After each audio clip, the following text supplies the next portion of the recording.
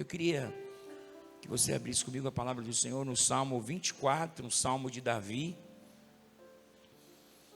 É um salmo onde o rei Davi exalta a Deus, a criação, tudo que Deus fez. E Davi também traz um ato profético que sucedeu-se exatamente quando Jesus ascendeu aos céus. Salmo de Davi, do Senhor é terra. Eu vou só pedir que na hora da leitura, se alguém entrar, pede para esperar até que a gente acabe de ler. Porque por uma questão de reverência à palavra do Senhor.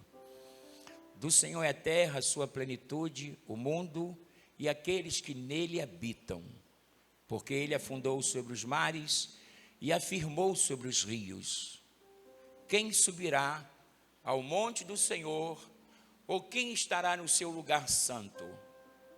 Aquele que é limpo de mãos, puro de coração, que não entrega a sua alma à vaidade, nem jura enganosamente. Este receberá a bênção do Senhor e a justiça do Deus da sua salvação. Esta é a geração daqueles que buscam a tua face, ó Deus de Jacó. Levantai, ó portas, as vossas cabeças. Levantai-vos, ó entradas eternas, e entrará o Rei da Glória. Quem é este Rei da Glória? O Senhor forte e poderoso, o Senhor poderoso na guerra. Levantai, ó portas, as vossas cabeças, levantai-vos, ó entradas eternas, e entrará o Rei da Glória. Quem é este Rei da Glória? O Senhor dos Exércitos, Ele é o Rei da Glória. Amém. Obrigado, Senhor, por esta manhã, onde a Tua palavra foi lida e com a ajuda do Espírito Santo, ela será elucidada, e para tanto eu te peço da Tua sabedoria, da Tua graça e da Tua unção, para que eu me faça entendido. Fala de uma forma única, poderosa, generosa, e que o nosso coração possa queimar enquanto Tu falas, no nome de Jesus. O nosso tema é: não perca a pureza. Eu tinha falado, glória a Deus. Não perca a pureza, é o nosso tema. Não tem problema não, você me abençoa muito, Isaac. Tão jovem ajudando a gente já bastante, né? Vai ser um grande obreiro da casa do Senhor. Então diga para o seu irmão, nosso tema é: não perca a pureza. Não perca o quê? A pureza, né? O teu sangue nos torna, Senhor, né? Alvo mais que a neve. Esse tema foi uma revelação que Deus me deu, que eu deveria pregar. Eu estava orando como sempre, né? Graças a Deus que as mensagens são frutos de revelação por conta da oração, do devocional. E o Senhor falava que eu deveria falar sobre pureza, que está em baixa no mundo de hoje. A gente tem visto na nossa sociedade e fora dela a queda da pureza, aquela pureza que a gente sempre desfrutou, né? No que concerne a pensamento, sentimento, comportamento, a unidade da igreja, a gente se completar, a gente se ajudar, a gente se abençoar, né? Então, queridos, temos aqui um texto, um tema que nos fala da pureza, que nos livra da malícia e de todo engano do diabo. Vivemos dias em que a impureza está em alta. Ser puro é ser bobo ou uma pessoa fácil de enganar. Os valores da humanidade têm decrescido abruptamente e nós estamos cercados por essas ondas de impureza, impunidade, ausência de santidade, como também cercados por uma nuvem de testemunhas, conforme Hebreus 12, 1 e 2. Estamos cercados. A impureza, impunidade, o que é certo passou a ser errado, o que é errado passou a ser certo, e nós estamos vivendo, não só no Brasil, mas em todo o mundo, porque são sinais da volta de Jesus. E o próprio Jesus disse, porventura, quando o Filho do Homem voltar, achará fé na terra? Então nós queremos dizer que a fé é uma ferramenta que nos faz permanecer puros diante de uma sociedade impura, diante de uma sociedade pecaminosa. Nós somos pecadores remidos, né? O que significa isso? Nós saímos do daquele rol de pecadores contumais, e passamos a ser, ou somos, pecadores remidos. Não somos, não podemos dizer que não temos pecados, porque pecamos, seja por pensamento, palavra e ação, atitude. Ficamos aborrecidos, falamos, ou se não falamos, infartamos. Então a gente tem que falar, né? Então, nós vivemos exatamente nessa questão aí, na condição de pecadores remidos. Nós provamos a alegria da salvação, Deus se revelou a nós, a gente tem o nosso momento a sós com Deus, a gente chora, a gente se emociona, né? A gente busca Deus, vai para monte, ora pela igreja. A igreja celebra, a gente se alegra. A igreja chora, a gente chora. A igreja casa, a gente casa. A igreja morre, a gente sepulta e chora também. Eu falo de uma pureza que exatamente, que ela não é sinônimo de ausência de pecado. Nós podemos viver em paz no meio de uma guerra, como nós podemos sim viver a pureza sem se contaminar, ou mesmo no mundo pecaminoso a gente se preservar, a gente decidir não pecar, a gente decidir servir a Deus. No momentos de pressão, você e eu precisamos pedir ao Espírito Santo, precisamos recorrer a Deus, precisamos falar da nossa fragilidade, precisamos falar que nós não somos gigantes, não somos poderosos, somos homens falhos, frágeis. E muitas das vezes estamos vulneráveis por uma questão de tendência humana. Lutamos todos os dias. Diuturnamente, nós lutamos para não pecar contra Deus. Pode botar Hebreus 12, 1 e 2. Portanto, nós também, pois que estamos rodeados de uma tão grande nuvem de testemunhas, deixemos todo embaraço. Embaraço significando aí a impureza, porque embaraço, né, não é uma coisa boa, é algo que compromete, que mancha a nossa identidade, que inviabiliza o nosso chamado, moralmente nos afeta como pessoa, enquanto pessoas, enquanto igreja, enquanto obreiros. A gente deve viver desembaraçado. E ele diz, e o pecado que tão de perto nos rodeia.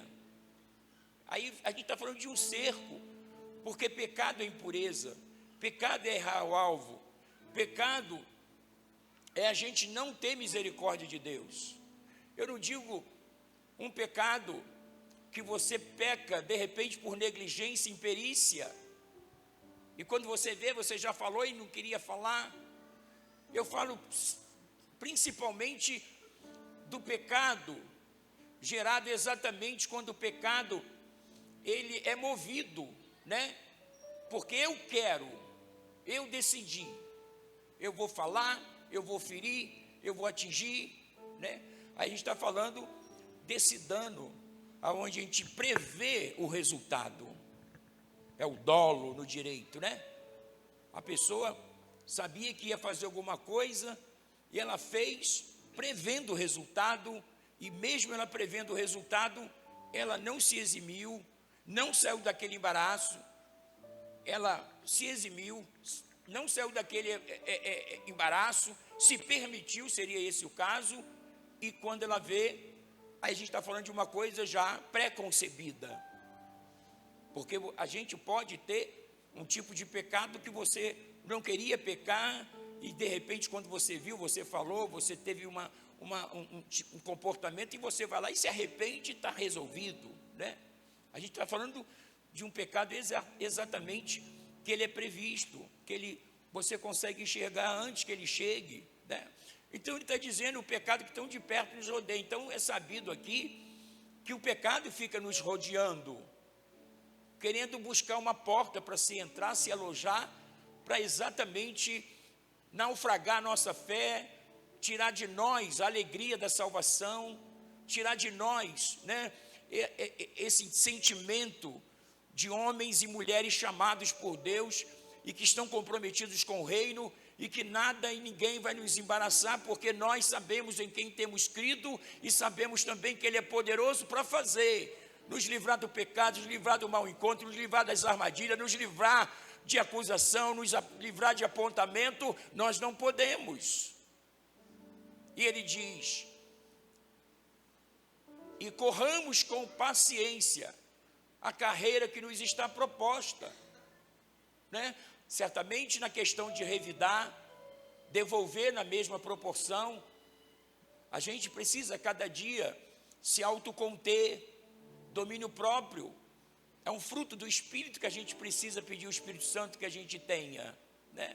O verso 2, ele diz assim: olhando para Jesus, a gente tende muito a olhar para os homens, entretanto, todavia, seria bom se a gente pudesse olhar para os homens, como disse Paulo: sede meus imitadores, como eu sou de Cristo. Paulo estava dizendo: olhem para mim também.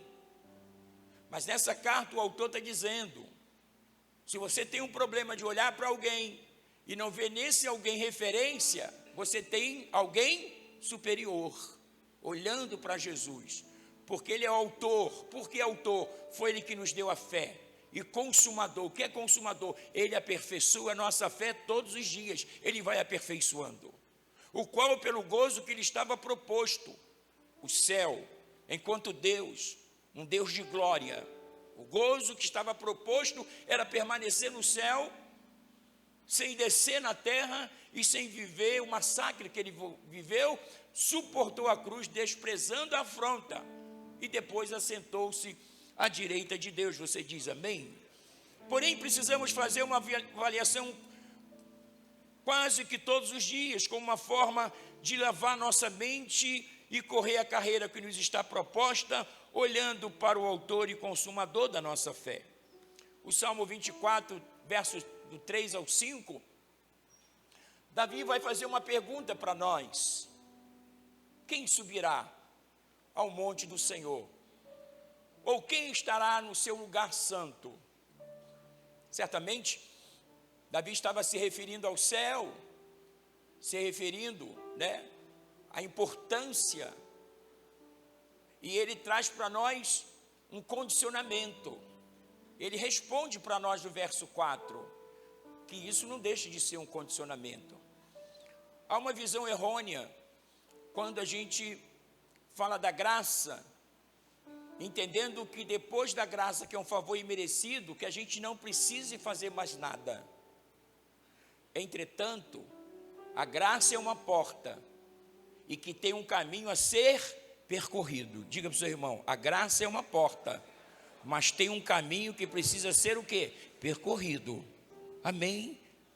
Não foi uma porta tão somente aberta e que a gente não precise fazer nada, ou não se esmerar para ser melhor, ou não se esmerar para ser mais santo, para ser mais autêntico, mas ser mais fiel. Aí ele traz a condição: quem subirá ao monte do Senhor e quem estará no seu lugar santo? Aí ele responde: aquele que é limpo de mãos e puro de coração.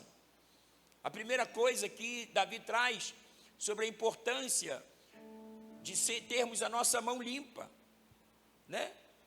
Mão limpa significa fazer ou deixar de fazer no quesito omissão, né? No direito se diz fazer, não fazer e fazer a coisa certa. Não basta fazer, a gente precisa fazer o quê? A coisa certa, né? As pessoas dizem: mas tudo que eu tinha que fazer eu fiz, mas fiz errado, não tem mérito nenhum. mas tudo que eu podia fazer eu fiz. Eu fiz de uma forma acertada, embora não houvesse correspondência, não houvesse quem me desse, entendesse que eu fiz da melhor forma possível. Então, ter a nossa mão limpa é muito importante, porque a gente, está dizendo exatamente que a gente está se livrando de coisas que possam macular o nosso chamado e a nossa santidade. Ele diz, aquele que é puro de coração. A gente precisa cuidar. Eu sempre falo que pensamentos geram sentimentos que geram comportamentos. Entre o pensamento e o comportamento, nós temos um filtro, chamado quem? Coração. O coração tem que deletar aquele pensamento que vai macular, que vai fazer você se perder. A gente, muitas das vezes, está bem intencionado, E a gente está vivendo um problema sério no nosso Brasil e no mundo, onde pessoas têm uma amizade tão chegada, tão afinada, tão próximas, que elas precisam cuidar para o diabo não colocar um sentimento, além do sentimento de amizade. Isso tem sido recorrente na nossa sociedade, Duas moças que começam a ter uma amizade tão afinada, e que daqui a pouco essa afinação, ou essa amizade, começa a ser levada, deturpada por um sentimento que está fora. Aí se chama o quê? Impureza. Não existe impureza na amizade. A impureza se dá quando eu transformo a minha amizade numa pretensão de ter alguma coisa mais íntima com aquela pessoa. Eu não falo do rapaz com a moça, eu falo da moça com a moça e do rapaz com o rapaz. Aí brota a impureza. E vou dizer uma coisa para vocês, todas essas coisas que estão acontecendo são demônios. São demônios. E muitas das vezes, a gente quando prega sobre isso, eu preciso pregar para você que muitas das vezes pode vir no teu coração sentimentos que não procedem de Deus. E que por você, de repente, está vivendo aquele âmbito da pureza, E você vê que não tem nada demais, você pode ser atingido ou atingida, como está acontecendo. Isso é uma coisa recorrente no Brasil. Então a gente precisa cuidar em todo o tempo. Então, ser puro de coração é exatamente usar o coração para ser o filtro de um pensamento ruim. Quem está livre de um pensamento ruim? Ninguém. Nem eu estou. Ninguém. Eu acho que o único que esteve livre de um pensamento ruim foi Jesus. Mas todos nós estamos sujeitos em razão da tendência pecaminosa herdada pelo nosso pai Adão. Jesus não foi concebido entre homem e mulher. Jesus foi uma obra do Espírito Santo. Então Jesus não tinha essa natureza que nós temos. Embora tudo que ele sofreu como homem. Está ligado o que eu estou dizendo? Então a gente precisa cuidar da pureza do nosso coração. Porque a gente quer entrar no céu. A gente quer servir a Deus. E muitas das vezes a gente é exatamente desafiado, porque vivemos uma sociedade da lei do Gerson, que quer levar vantagem em tudo. E quando você se torna puro, as pessoas pensam que você é bobo. Você não é bobo, você é puro. Você exatamente quer fazer a coisa certa.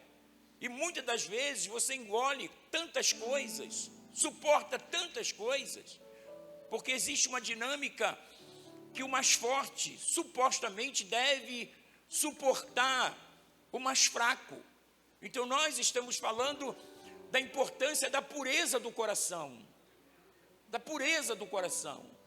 Porque ninguém está livre de umas ações como esta, Então ele está dizendo, Davi, que o segundo requisito para a entrada no céu, para estar no monte do Senhor, depois que a graça foi revelada, essa porta foi aberta e a gente está trilhando o caminho da graça. Nós estamos a cada dia fazendo valer o nosso chamado, Mas quantas pessoas um dia fizeram parte da comunidade cristã e hoje não estão mais? Quantas pessoas se desviaram e foram para o mundo? Será que não tinha lá um pinguinho de situações que foi dando volume no coração e o coração deixou de ser um coração puro e a impureza tomou as suas partes e aquela pessoa, ela não se viu mais crente? Porque muitas das vezes as pessoas até se desviam, porque elas vão fazendo coisas que não agradam a Deus. Por não agradarem, o Espírito Santo se entristece. E quando o Espírito Santo se entristece, sai também a alegria da salvação. E quando sai da alegria da salvação, a pessoa passa de novo a ser uma pessoa comum. Ela deixou de ser igreja, ela deixou de ser reino. E muitas das vezes um abismo chama outro abismo e as pessoas estão se perdendo. Mas eu queria que a igreja que eu estou pastoreando, estou pregando e ensinando, que não se perdesse.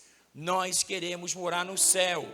E nós sabemos que Jesus morreu na cruz. E nós sabemos que Jesus tem um futuro promissor para nós. Não um futuro embaraçado, cheio de nó e de armadilha. Ele tem um futuro poderoso para nós. Nós não precisamos de armadilha para chegar em lugares onde no mundo que vivemos capitalista diz que os meios justificam os fins. E quando você vai buscar avaliar o meio, você vai ver que não justifica. Quem dera que todo meio pudesse justificar os fins.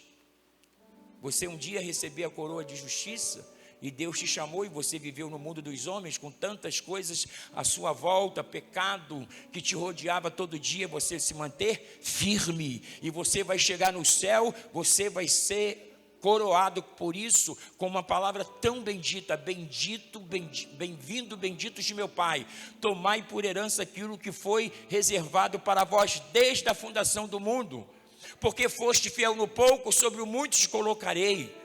A gente vai realmente chegar no céu exatamente vindo desses embates, dessas tribulações, e a gente precisa no meio dessa lama se manter puro. No meio de uma situação totalmente caótica, se manter avivado, se manter realizado, saber que o nosso nome está escrito no livro da vida, nós temos paz, nós somos morada do Espírito Santo, Ele mora, Ele habita em nós. O Espírito Santo quer nos falar todos os dias, quando as coisas estiverem tomando um rumo diferente, Ele quer que nós voltemos para o trilho, porque Ele é Deus e habita em nós.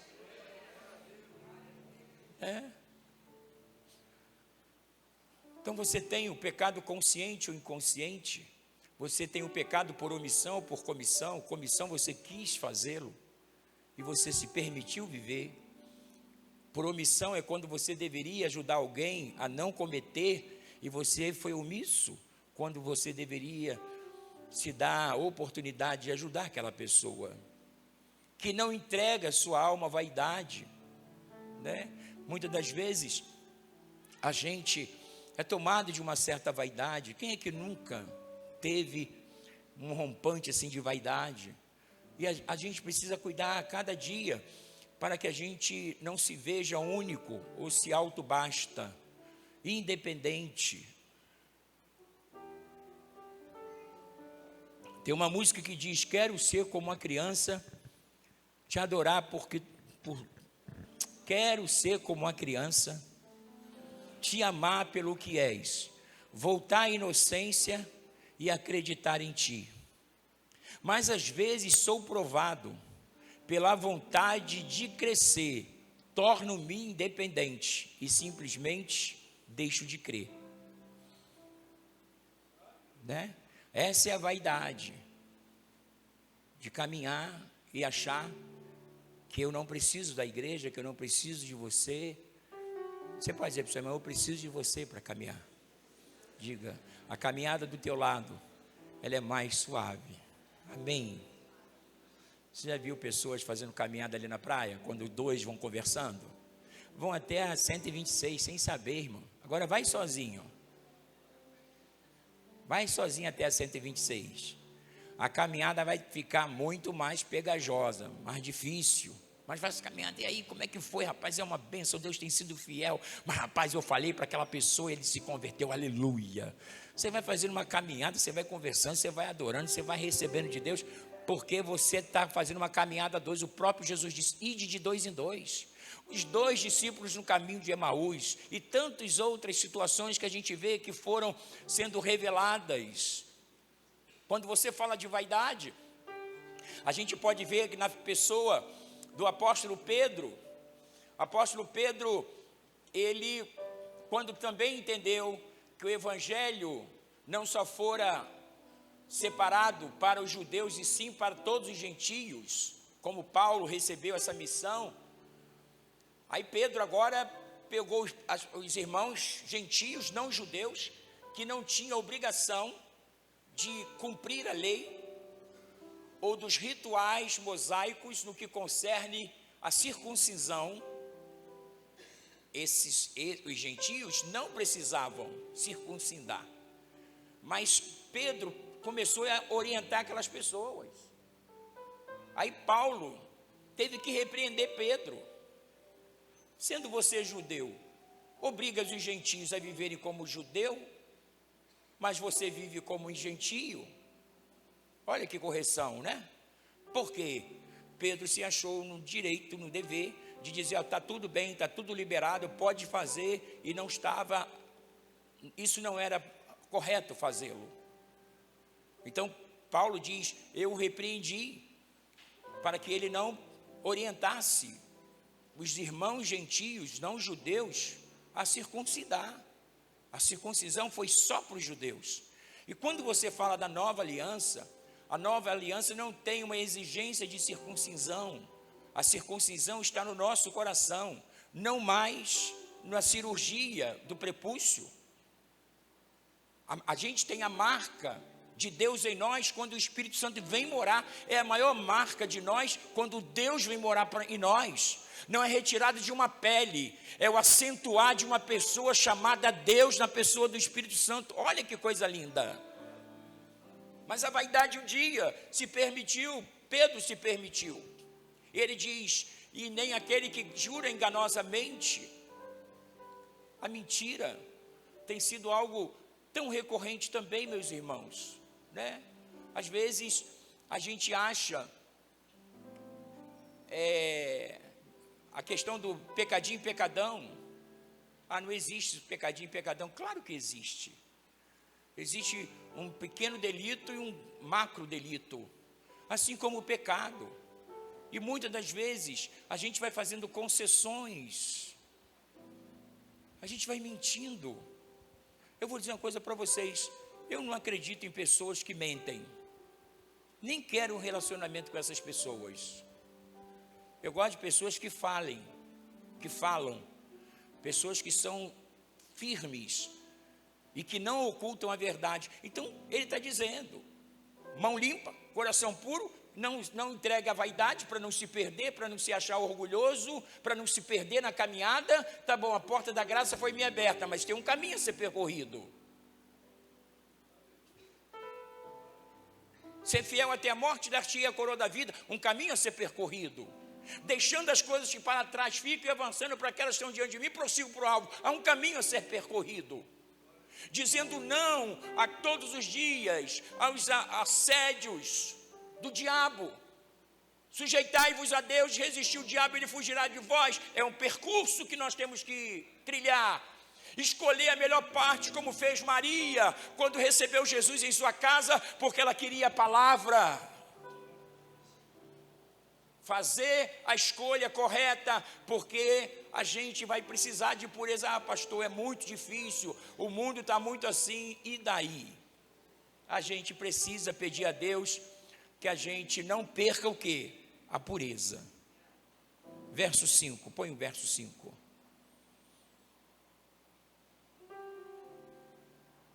Este receberá o quê? A bênção do Senhor e a justiça do Deus da salvação. Você ainda está aí? Sim ou não? Então eu quero trazer para você Marcos 7,14. Jesus falando acerca disso. E chamando outra vez a multidão, disse-lhes: ouvi-me vós todos e compreendei. Nada há fora do homem que entrando nele o possa contaminar, mas o que sai dele, é isso que contamina o homem. Se alguém tem ouvidos para ouvir, ouça. Depois, quando deixou a multidão, entrou em casa e seus discípulos interrogavam acerca desta parábola. Ele disse-lhes, assim também vós estáis sem entendimento?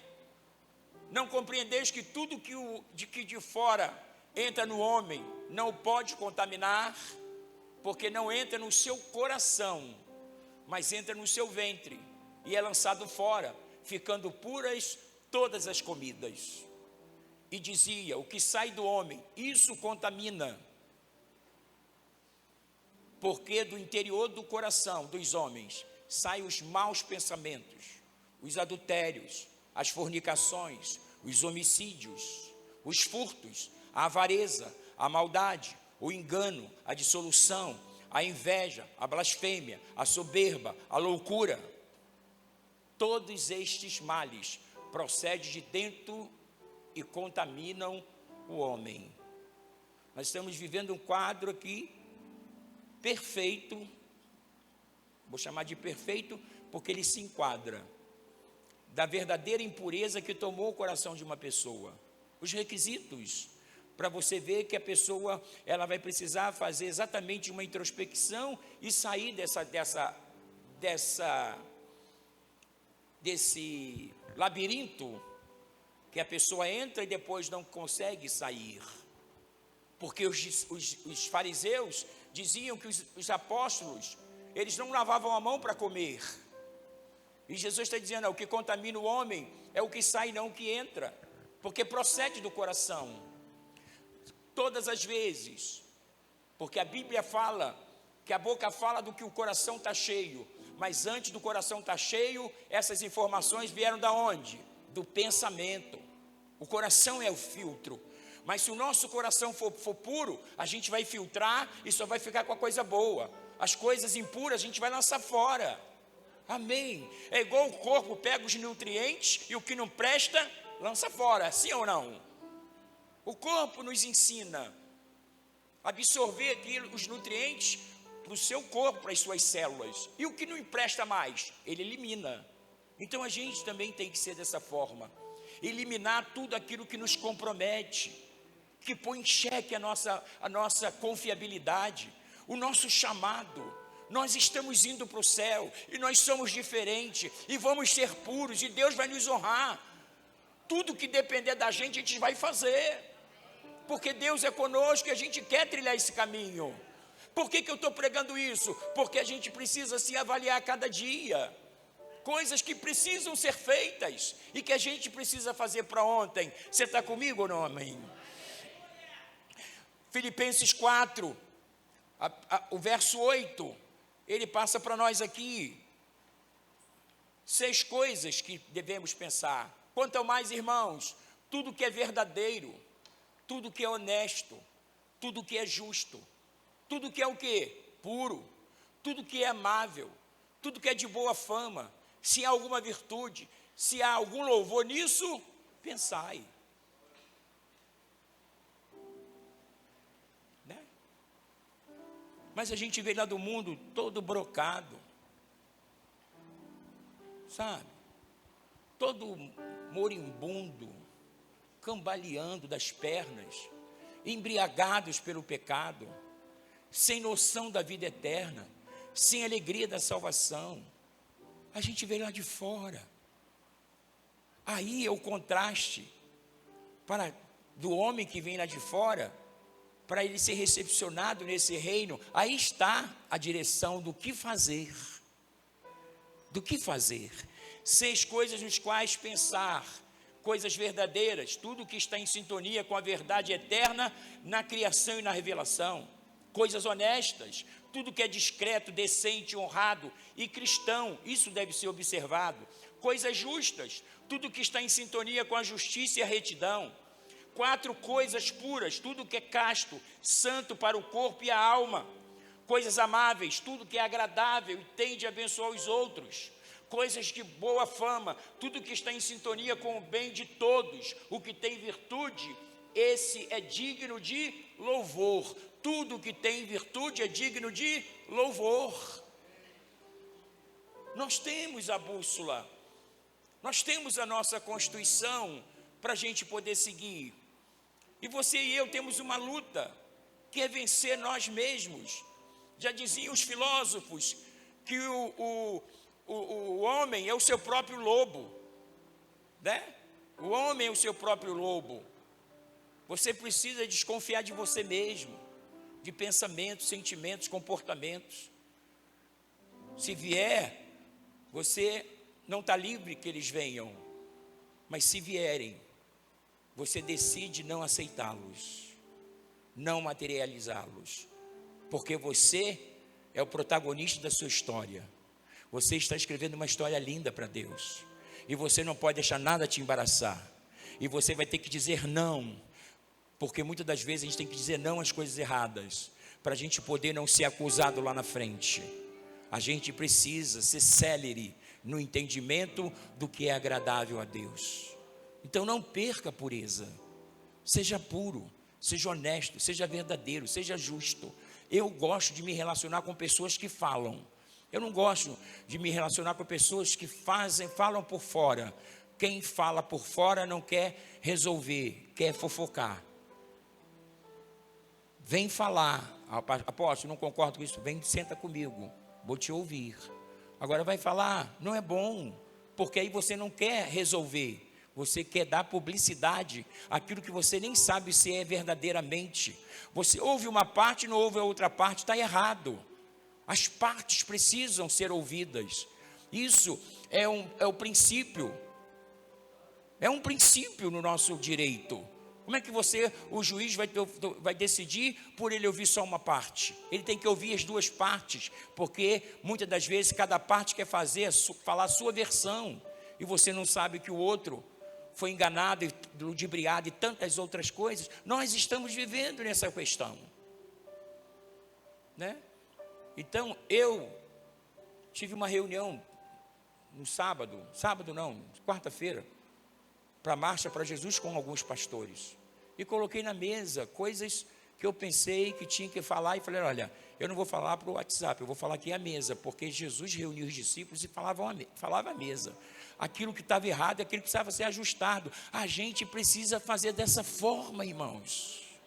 Quando você procura alguém que pode te elucidar o fato, você não está fazendo fofoca, você está buscando na fonte certa receber a informação que é necessária, e aquela pessoa tem a informação certa, né? A gente precisa partir para esse princípio, e ele é importantíssimo nessas questões. Tito 1, 15 e 16, Paulo escrevendo a sua carta pastoral a Tito, um jovem pastor, ele fala assim: todas as coisas são puras para os puros, mas nada é puro para os contaminados e infiéis. Os contaminados e infiéis, eles colocam o seu pensamento e o seu julgamento, porque não são puros. O impuro não vê pureza em nada, porque o seu coração está contaminado. Você acha que Paulo está escrevendo isso porque Tito estava com problema da pessoa não crente vindo para a igreja? Ou Paulo está ensinando a Tito acerca de membros da igreja de 2000 anos atrás, que era a demanda, o problema que Tito estava enfrentando? Todas as coisas são puras para os puros. Você diz, meu Deus, não acredito, será isso mesmo? É bom isso, irmãos. Você se relaciona com criança, é a coisa mais linda. Aí eu penso comigo, nem tudo está perdido. Você se envolve naquele mundo da criança e você diz, meu Deus. Mas se a gente cresce, se torna independente, aí vem as propostas, vem os maus pensamentos, a gente abarca todos eles, a gente vive, a gente cai, quebra a cara, se decepciona, se frustra, levanta, pede perdão, retoma. Todo mundo tem a oportunidade de recomeço. Todo mundo tem a oportunidade do recomeço, mas recomeçar agora. Senhor, eu quero ter um coração segundo o teu. Espírito Santo mora em mim. Espírito Santo, todas as vezes que eu estiver em perigo, acende, alerta aí, a luz vermelha. Eu quero Espírito Santo, eu quero te servir, Deus. Eu falo para Deus, Senhor, depois de 43 anos te servindo, eu dei a minha juventude para o teu reino. Por que agora eu iria errar o alvo? Eu dei a minha juventude para Deus. Quando a pressão está forte, eu disse: Senhor, eu já provei que eu quero te servir. Tem misericórdia, manda refrigério. É você orar e Deus atender. Diga para o seu irmão: é você orar e Deus atender. Você não ficará sem resposta se você está buscando a pureza de Deus para o teu coração. Meu Deus, luta, porque Deus tem um futuro melhor para você. Eu vi pessoas que lutaram, que estavam aprisionadas, reféns de sentimentos, de comportamento, e essas pessoas um dia ouviram uma mensagem como essa e se livraram, se desembaraçaram, fluíram. Deus deu a elas asas, voaram para lugares altos. E hoje as pessoas dizem: quem é você? Você é aquele, meu Deus, que transformação, como Deus te abençoou, como Deus te deu coisas enormes. Sim, estamos inconformados com este mundo de mentira, de lama, de engodo, de injustiça. Um mundo que diz: fale uma mentira 1000 vezes que ela se torna uma verdade, se torna para os... Meu Deus, isso. A mentira, falada 1000 vezes, ela vai ser 1000 vezes uma mentira. Engole essa. Incircunciso. Mas as pessoas falam sobre isso. Jesus disse: conhecereis a verdade, e a verdade vos libertará. É uma manhã de ceia.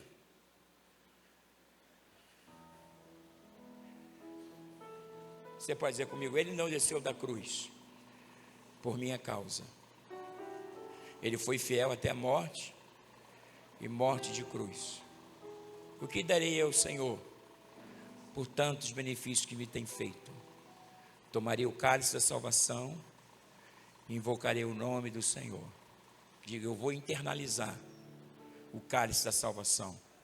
Eu vou me achar salvo e vou me ver salvo. E vou lutar pela minha salvação, porque não foi homem nenhum que me deu, mas o Senhor forte e poderoso, o Senhor poderoso na batalha. Levantai, ó porta, as vossas cabeças, e entrará o Rei da Glória. Quem é este Rei da Glória? O Senhor poderoso, poderoso na batalha. Poderoso na batalha. Para fechar, Provérbios 4, 20 até o 27, põe lá para mim, obreiro. Filho meu, atenta para as minhas palavras, as minhas razões, inclina o teu ouvido. Não as deixe apartar-se dos teus olhos, guarda-as no íntimo do teu coração, porque são vida para os que as acham, e saúde para todo o seu coração, coração saudável. Pode falar. Pode. Verso 23.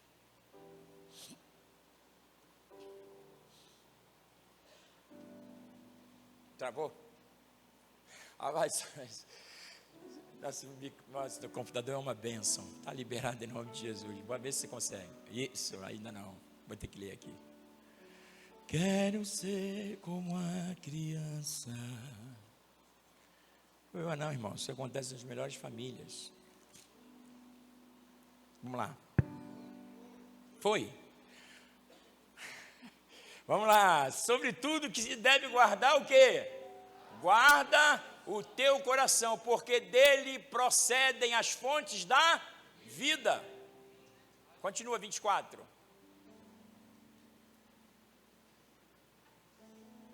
Irmãos, a culpa não é dele não, é do computador, tá bem?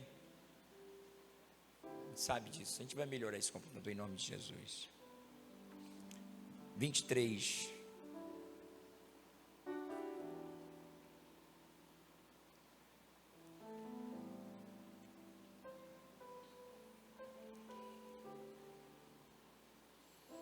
Até o 20. Eu estou em Provérbios, né?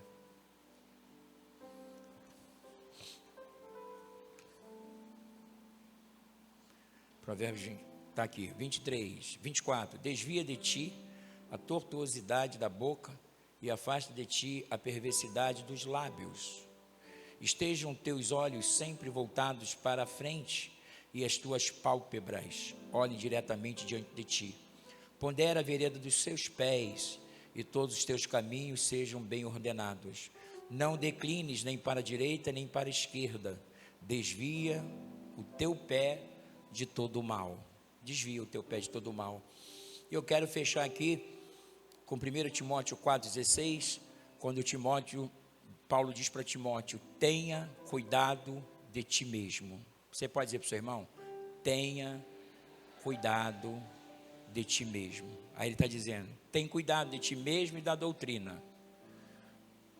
Nós podemos visualizar a batalha que o jovem pastor Timóteo travava na igreja onde ele pastoreava. Ele era jovem.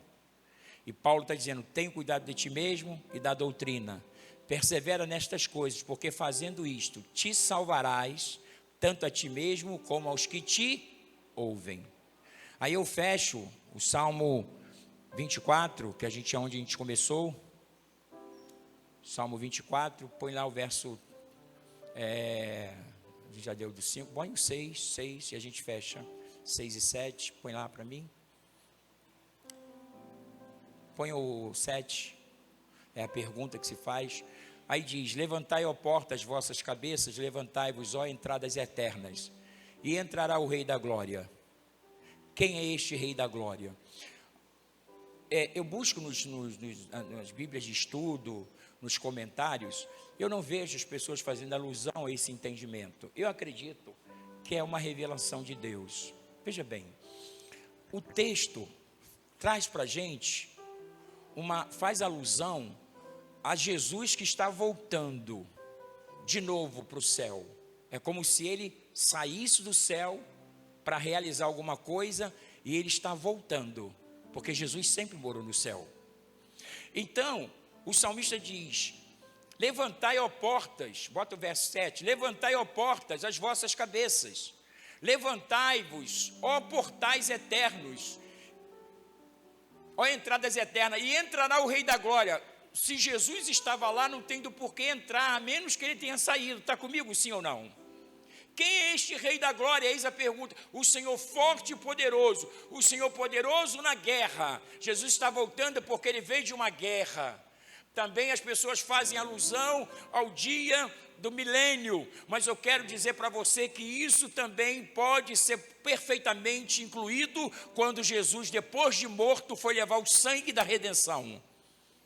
A primeira coisa que Jesus fez depois de morrer foi levar o seu sangue, como o sacerdote levava o sangue para a remissão do pecado dos judeus no lugar santo dos santos. O céu é o lugar santo dos santos. Jesus foi levar o sangue da remissão, sendo aquilo realmente a evidência maior, porque os sacerdotes faziam isso e isso eram sombras, essas coisas eram sombras.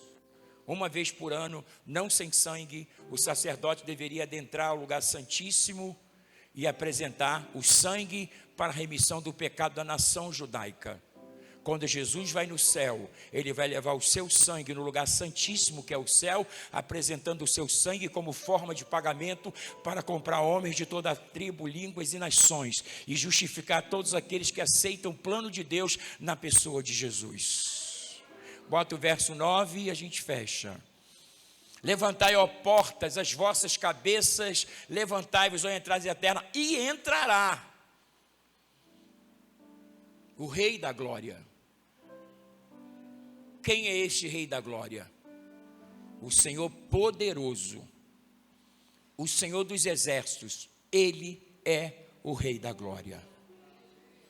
O sangue da remissão, da compra, do resgate foi colocado.